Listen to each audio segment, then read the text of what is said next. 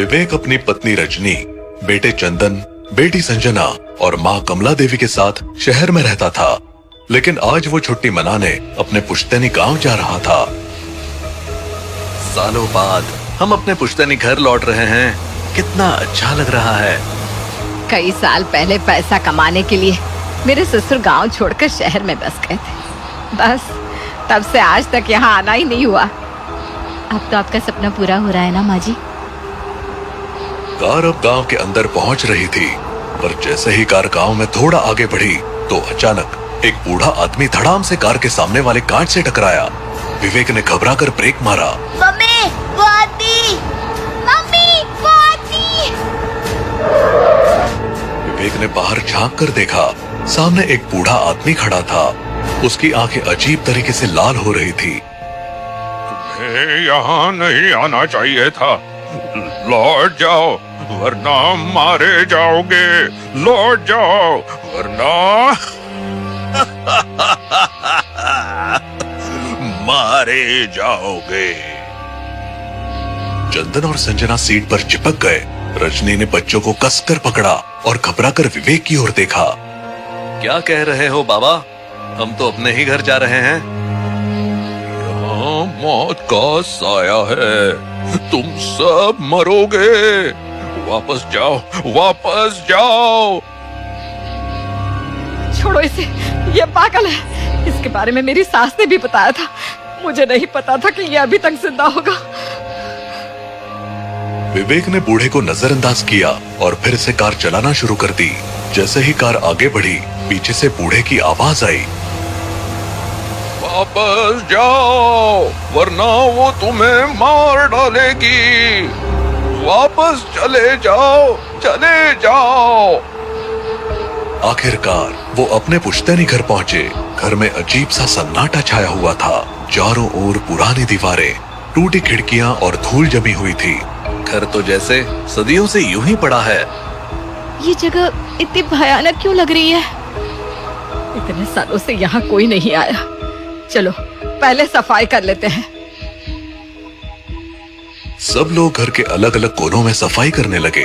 तभी रजनी ने धीरे से कमला देवी से पूछा, वो बूढ़ा आदमी कौन था? अरे वो पागल है। उसकी माँ बचपन में अचानक गायब हो गई थी, या शायद मर गई थी, पता नहीं, कोई नहीं जानता। उसके बाद से ही वो ऐसा हो गया। ओह, अच्छा अच्छा। दिन गुजर गया और रात हो गई। विवेक और रजनी बिस्तर पर लेटे थे। पूरा दिन सफाई और थकान में बीत गया था। खिड़की बंद थी, फिर भी ठंडी हवा का एहसास हो रहा था। रजनी को बेचैनी महसूस हो रही थी। उसने कमरे में चारों ओर देखा, पर कुछ अजीब नजर नहीं आया। विवेक तो गहरी नींद में था, लेकिन रजनी को ऐसा लग रहा था जैसे कमरे में कोई और भी है। तभी अचानक बिस्तर के पास से हल्की सी सरसराहट सुनाई दी। रजनी ने चौंक कर देखा। कमरे के कोने में अंधेरे में कोई परछाई हिल रही थी। उसकी सांसें तेज हो गई और उसने विवेक को हिलाया। विवेक, उठो ना, यहाँ कुछ है। विवेक ने आंखें खोली और चारों ओर देखा। उसे कुछ दिखाई नहीं दिया। कुछ नहीं है रजनी, तुम शायद थक गई हो, सो जाओ। विवेक ने करवट ली और फिर से सो गया, लेकिन रजनी की आंखें अब भी उस कोने पर जमी थी। परछाई अब धीरे धीरे आगे बढ़ने लगी थी। रजनी की आवाज जैसे गले में अटक गई। परछाई अब बिल्कुल उसके बिस्तर के पास आ चुकी थी और उसके चेहरे की झलक साफ नजर आ रही थी। वो एक औरत थी, बिखरे बाल, लाल आंखें और सूखे होंठ। उसकी नजरें सीधी रजनी पर टिकी थी। रजनी ने जोर से चिल्लाना चाहा, लेकिन कोई आवाज नहीं निकली। कमरे की खिड़की अचानक जोर से खुल गई और ठंडी हवा के झोंके ने पूरे कमरे को हिला दिया। परछाई हवा के साथ गायब हो गई। रजनी कांपती हुई विवेक के करीब सिमट गई। वो यहाँ थी। रजनी, कुछ नहीं है, तुमने सपना देखा होगा। रजनी से कुछ बोला नहीं गया और वो वैसे ही सो गई। लेकिन उसके सो जाने के बाद विवेक को किसी औरत के बुदबुदाने की आवाज सुनाई दी। उसे बड़ा अजीब सा लगा और वो आंखें बंद करके हनुमान चालीसा पढ़ते हुए सो गया। रात गुजरी और सुबह हो गई। सुबह चंदन और संजना उठकर बाथरूम की ओर गए, जैसे ही संजना ने लाइट ऑन की तो दोनों का ध्यान आईने पर गया। आईने में कुछ अजीब था। दोनों बच्चों की परछाइयाँ टेढ़ी मेढ़ी दिख रही थी। संजना, देख, तेरा चेहरा मिरर में कैसा दिख रहा है। भैया, ये मिरर तो बड़ा अजीब है। तभी आईने में अचानक एक तीसरी परछाई उभरने लगी, एक औरत की परछाई। वो उसे देखकर समझ नहीं सके कि ये हो क्या रहा है, लेकिन तभी आईने में से 2 हाथ निकले और उन दोनों हाथों ने चंदन और संजना के गले पकड़ लिए। दोनों बच्चे चीखकर बाथरूम से बाहर भागे। मम्मी, मम्मी, मम्मी बचाओ! मम्मी, मम्मी बचाओ! अरे क्या हुआ? हमारे बाथरूम के आईने में कोई है। अरे आईने में कुछ नहीं होता है, तुम लोगों का भ्रम होगा। जाओ मुंह हाथ धो। विवेक और रजनी खुद कुछ अजीब एक्सपीरियंस कर चुके थे, लेकिन उन्होंने बच्चों के सामने नहीं कहा, वरना उन्हें और ज्यादा डर लगता। फिर सब अपने काम में लग गए। कमला देवी को भूख लग रही थी, इसलिए वो किचन में पहुंची। उसने किचन में देखा कि रजनी पराठे बना रही है। रजनी, मुझे पराठे मत देना, मैं रोटी खा लूंगी। लेकिन रजनी ने कोई जवाब नहीं दिया। कमला देवी ने फिर से आवाज दी, इस बार थोड़ा पास जाकर। रजनी, सुना नहीं? रोटी बना दो। अब भी कोई जवाब नहीं मिला। कमला देवी को कुछ अजीब लगा। उसने रजनी के कंधे पर हाथ रखा। अचानक उसी पल दरवाजे के पास से रजनी की आवाज आई। रजनी, उसने तुरंत पीछे मुड़कर देखा। दरवाजे के पास रजनी खड़ी थी। कमला देवी के पैरों तले जमीन खिसक गई। उसका दिल जोर जोर से धड़कने लगा।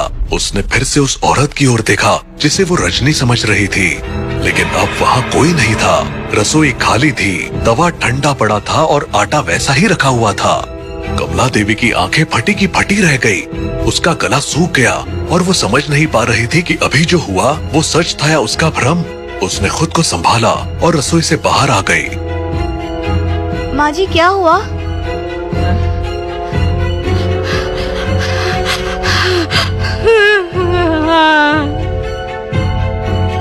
कमला देवी ने रजनी को कुछ नहीं बताया और बात को टाल दिया, लेकिन उसके मन में डर बैठ चुका था। दिन ढल गया और एक बार फिर से रात आ गई। घर में अंधेरा छाने लगा। विवेक, रजनी, बच्चे और कमला देवी अब अलग अलग कामों में लग गए थे।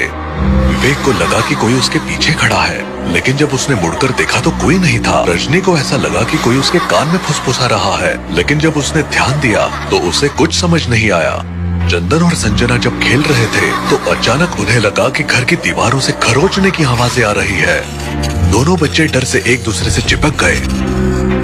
भैया, ये आवाजें कैसी है? पता नहीं क्या है संजना। इन डरावनी घटनाओं ने सबको एक साथ हॉल में इकट्ठा होने पर मजबूर कर दिया। इस घर में कुछ है, मैंने खुद देखा था अपने कमरे में। मैंने भी महसूस किया था कि कोई मेरे पीछे था, लेकिन जब मुड़ा तो कोई नहीं था।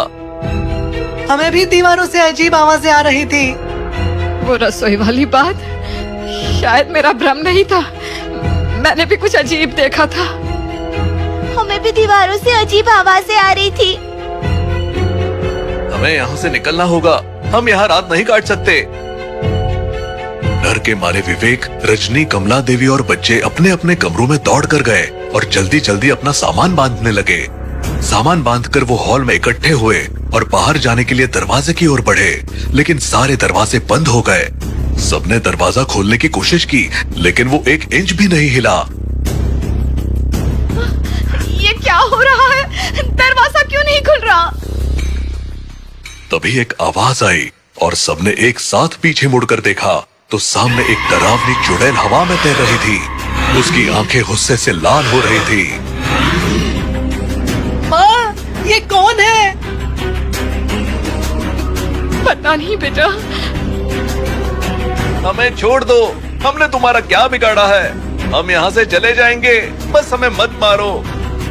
तुम आखिर हो कौन और क्या चाहती हो?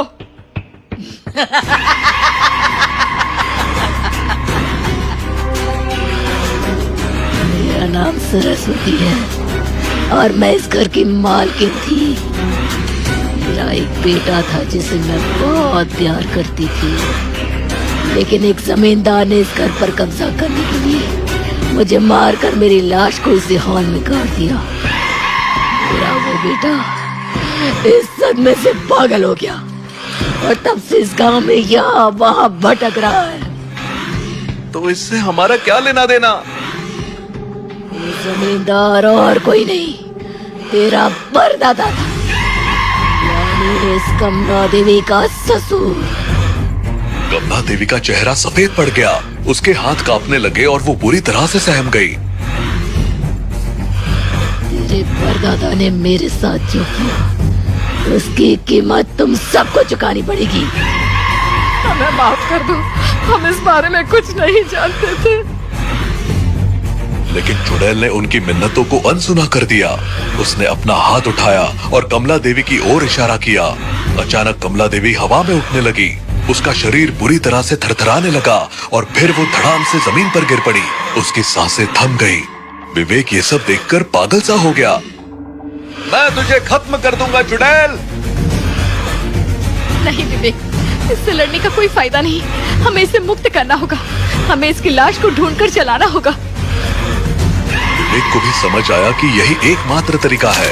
उन्होंने जल्दी से चुड़ैल पर गंगा जल छिड़कना शुरू किया ताकि वो कुछ देर के लिए शांत हो जाए। चुड़ैल की चीखों से घर कांपने लगा और वो कमजोर पड़ने लगी। इस बीच विवेक और रजनी ने घर के हॉल में खुदाई शुरू की और थोड़ी देर बाद उन्हें सरस्वती की लाश मिल गई। इसे फौरन जला दो। नहीं नहीं नहीं नहीं। उन्होंने जल्दी से लाश को बाहर निकाला और उसे जला दिया। जैसे ही आग की लपटें उठी, चुड़ैल की चीखें धीमी पड़ने लगी। उसकी आत्मा को मुक्ति मिल गई और घर शांत हो गया।